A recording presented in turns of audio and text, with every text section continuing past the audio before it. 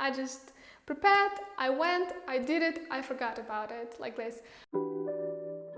Hi everyone, my name is Tanya and today I'm going to talk about my experience with the IELTS exam, why I took it after preparing just for 1 week, how well did it go, and I'll also share some tips with you how I prepared, what I found the most difficult, and how is it like to pass a language certification during the global pandemic. So first of all, I'll tell you some general information about IELTS for those of you who don't know about this exam. So IELTS, it's an international English language testing system.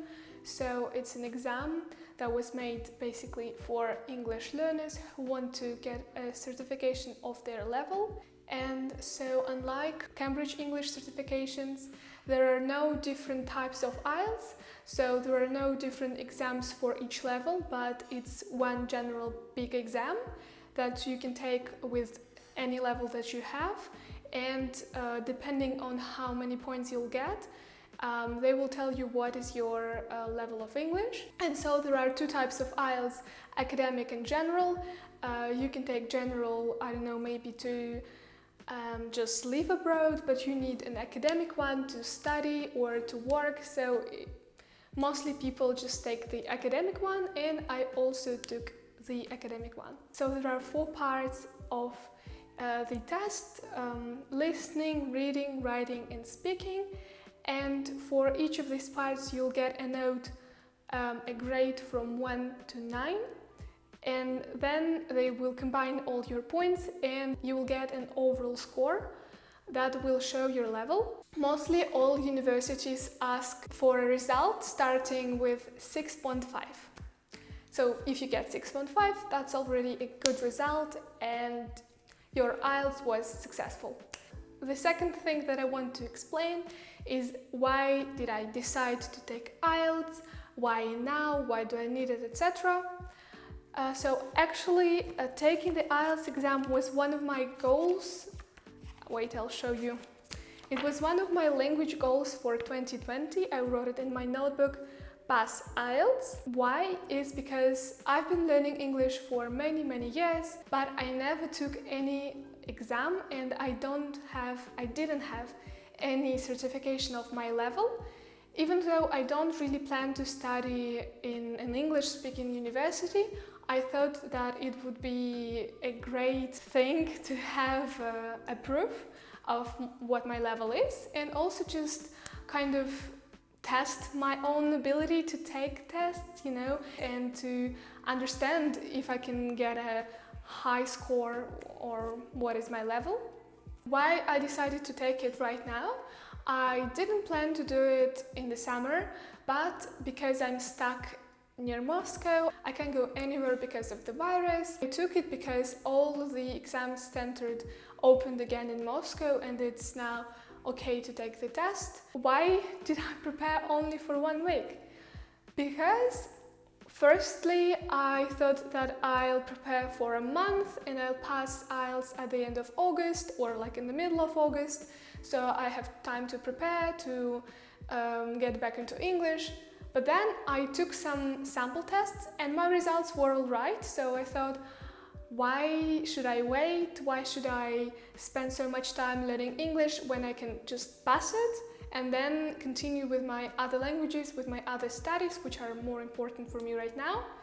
So then I decided to take it at the end of July, but then I thought, why should I even wait? I can just pass it tomorrow and forget about it. I booked one of the closest dates, which was the 24th of July, and I had 1 week to prepare.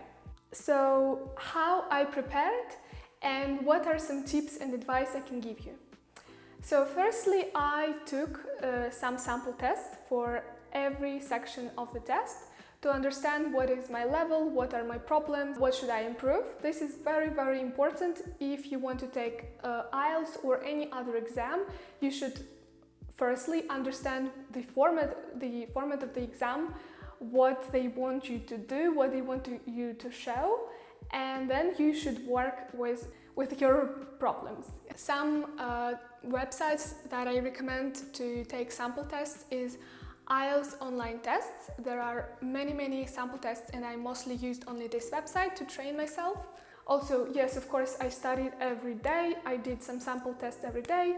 I did some practice and preparation every single day. So if you have such a short time, you really need to use all of your time that you have. I also did a plan, like I wrote down everything that I did every day. And also it's funny because I wrote some things that I do them daily, but now they count as practice. For example, like watching YouTube, watching some series. I do it almost every day, and I don't count it as writing as practice. I just do it because I like it, but in this case it counted as practicing my English, which was funny. How I improved each section. So if you need to improve your listening, I really recommend you to listen to podcasts. This is what I did a lot during my preparation week. For example, BBC News podcasts, or In Our Time podcasts about science, about literature, about more difficult topics that require you to understand more advanced vocabulary. Because in the academic IELTS, there are sometimes really difficult words. So yeah, I definitely recommend you to listen to podcasts that can really increase your understanding of spoken English. If you need to improve your reading, I just basically really advise you to read. It really helped me that I had the habit of reading English books just for my own pleasure. I always read a lot of books in English, and it really helped me. But also, if you don't really like reading just fiction books, I can advise you to prepare for the exam. You should read different articles, and you can download some apps on your phone, like BBC News again, or The Guardian. So they have a lot of articles also related to more advanced topics like global news, politics, business. So you can train your reading, your understanding of articles in English. Then goes writing, which is probably one of the most difficult parts of the exam, because you will have 2 tasks and you will have only 1 hour to write both of the tasks, and it will be really difficult. Probably one of the most difficult things is to just have enough time just to write this text in such a short time. But you can do it. And the best way is to practice under the exam's conditions. So if you write a report, you should write it in 20 minutes. If you write an essay, you should write it in 40 minutes and no more. So yeah, there are 2 tasks. The report, when you see the graph or a chart or a table, and you need to describe what you see and compare some things that you see on the graph. And the second task, you should write an essay. That you will have a question, and you should write like advantages, disadvantages, your opinion, explain, blah blah blah, something like this. So the most important things here are understand the exam format, understand what they want to see in your writing part. For this, I really advise you to watch some IELTS tips videos on YouTube channels like IELTS with Liz or Right to Top. These are 2 channels that help me. And also Liz has her own website called IELTS Liz, and it's also really helpful. You should definitely use it. The graph, it looks really difficult. It will scare you at the beginning. It did scare me, but you should just understand that there is nothing difficult, because actually when you just understand how to write it, it becomes automatic. You just need to remember all those phrases like increased gradually, decreased, dropped, jumped, etc. Verbs like this. You will just remember them, and you should just describe what you see. It's not that difficult. In some ways it is even easier than the essay part, because you just have to memorize these things and to use them. But in the essay task, you need to show your ideas, to write your own text, which can lead to making more mistakes, unfortunately. And then the essay task, it's very important to understand different types of essays, because sometimes they will ask you for your opinion, sometimes they will ask you to just describe the problem, but they will not ask you for the opinion. It's very important to show your opinion if you need, and don't show it if you don't need to show it. It can be also very difficult to just think what to write, to have an ideas, because there can be many different topics for the essay. Get used to writing about topics that are not interesting to you, to have some general ideas about things that you don't really know and don't use in your daily life. You can do it by reading articles, and then the speaking part. You will receive, I don't know, it depends on where you take the test, but I received 2 days in advance, I received a time appointment for my speaking part. It only takes 15 minutes. You will speak with an examiner, with a real person, face to face. It can be very difficult to also firstly speak about things that you don't know about or that you don't like. Here it's important to show that you know a lot of English words, a lot of vocabulary, a lot of different grammar structures. So even if you don't really know the thing that they ask you about, it's alright. They will not give you marks depending on your opinion or anything. You just really need to show that broad range of things that you know, which can be difficult sometimes if you receive more easy topics. You should really think about your answer when you speak, because you need to use some advanced vocabulary, you need to use different grammatical structures. You also, it would be good if you'd add some conditionals or some phrasal verbs, some idioms and things like this. So what can I advise you how to practice? Just basically talk to your friends, ask your family members or your friends to play a role of examiner with you, to ask them to ask you some questions, talk in English, things like that. Yeah, I also forgot to mention that I had 2 italki lessons, but I just took them so the teachers could correct my essays, correct my writing, and help me a bit understanding the format and what I should write.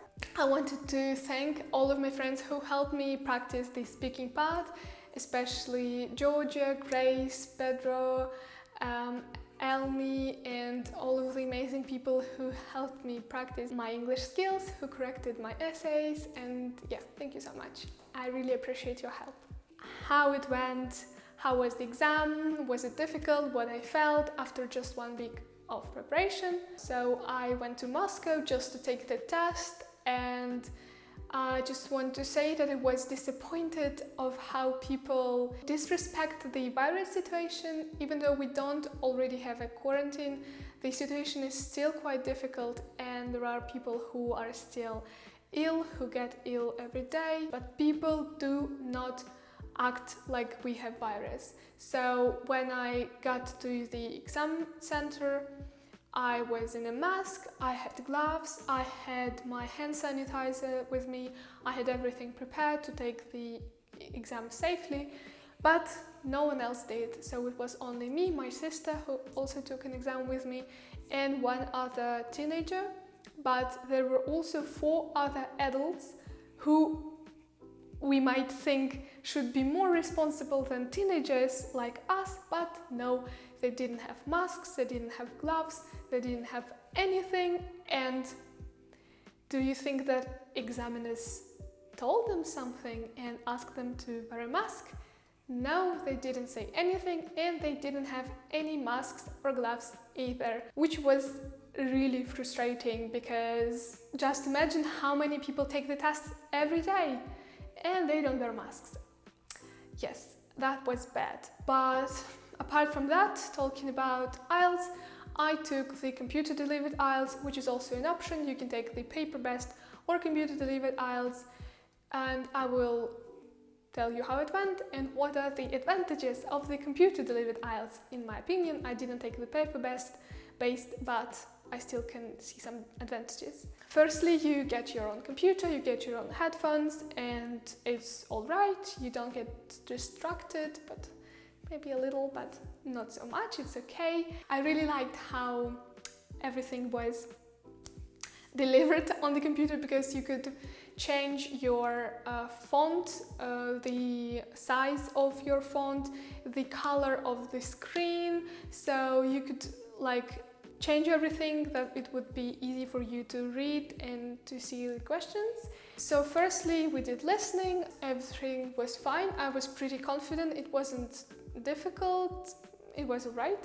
I don't know what else to say, it was just like on the sample test. So then we had the reading test, and in my opinion it was a bit easier than the sample test, some of the sample tests that I took, because sometimes you receive a very difficult text with so many words that you don't know, with so many academical or scientific words, but there were some scientific words, but not too many, so I was very confident with reading. I thought that I'll get the top mark, because I thought that I got almost everything right in the reading test. Yeah, also one of the advantages of the computer-delivered IELTS is that while you have the reading section, you have both your text and your questions at the same time on the screen, so it's very easy to look for information and to answer. And also you can highlight the words in the text that you want. And also one of the advantages is that you see your time always on the top of the screen. It was very convenient for me because I really wanted to see how much time is left. And also one of the tips that you'll hear in some other videos and some other people tell, like they say, don't read the text, first read the questions and then skip through the text looking for the answers. I will say no, do not do that, because firstly you'll have plenty of time to read all the texts normally without skipping any words. You'll have that time. When you'll just skip through the text, you can really lose a lot of important information, because sometimes in most of the cases even information is paraphrased. It's not in the question, it's not the same as it is written in the text. So you should really look for synonyms, for paraphrasing, for other grammatical structures. So you really need to understand what is written. But yes, it could be rather convenient to read the questions first and then read the text. But I don't know, I will give you some tip. I didn't do that, but I just looked through the questions. I didn't really analyze them. And sometimes it is very popular, this type of question they have almost every time, to match a person to what they said. So they will have names of people and some phrases that they said, and you need to match who said what. And in this case, if you'll see this type of task, I really advise you to look through the names, and then when you'll read it for the first time, highlight everything that this person says. So once you encounter this person, highlight their name and highlight what they say. Afterwards, it will be very easy for you to find this information in the text rather than looking for this person in the whole text. So this is what I did, and it really helped me. Yes. So next is writing, which I felt also very happy about actually, because I was scared that I'll get some topic like business, politics, something like this that I don't know nothing about. And also I was worried about some difficult graph or diagrams. Sometimes they have diagrams which are, in my opinion, a bit more confusing, like this. But in my case, it was just a line graph with 3 lines. It was rather easy, I was happy with it. And then the essay was about tourists and museums, so it was like the cultural theme, and I was also really happy about it because it's not business, it's culture, and it's something that I know more about, which helped me, and I was confident while I was writing my essay. The advantage here is that you will see the word count, so you won't need to count all the words. The computer will do it for you. It's super convenient. But one of the disadvantages is that you will hear how everyone else is typing really fast. But also, sometimes people will give you advice to wear your headphones, even through reading and writing, to kind of block all the noise that other people are making in the room. But that didn't help me. That's the only thing that was disadvantages. But also, if you get tired of looking at the screen too much for 3 hours straight, that might be also difficult for you, so you should probably choose the paper-based one.